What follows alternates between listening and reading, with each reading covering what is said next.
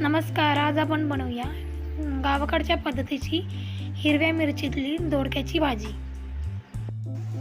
दोडका चांगला बारीक कापून घेतला. त्याच्यानंतर त्यात टाकायला मसाला कच्चे शेंगदाणे, लसूण, हिरवी मिरची टाकली. ते चांगलं बारीक वाटून घेतलं आणि कढईमध्ये तेल घेतलं. त्यात थोडंसं ब्राऊन होईस्तोपर्यंत चांगलं परतून घेतलं. अशी आमच्या गावाकडे ही अशा प्रकारे भाजी बनवतात. चवीला खरं तर खूप सुंदर लागते. पहिल्यांदा ट्राय करते ही. त्याच्यानंतर थोडीशी हळद टाकायची वरतून. शेंगदाणे थोडेसे ब्राऊन झाले पाहिजे, शिजले पाहिजे. शेंगदाणे चांगले लाल झाले की त्याच्यामध्ये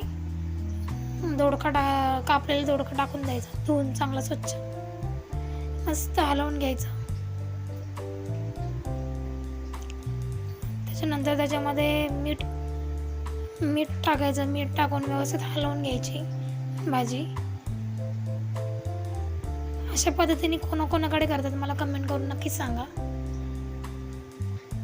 मी आज पहिल्यांदा ट्राय केली. खरंच भाजी खूप चविष्ट झाली होती.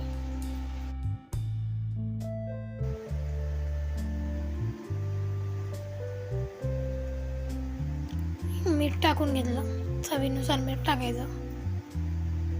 हिरव्या मिरचीमध्ये कोणतीही भाजी करा, चवीला खूप छान लागते ती.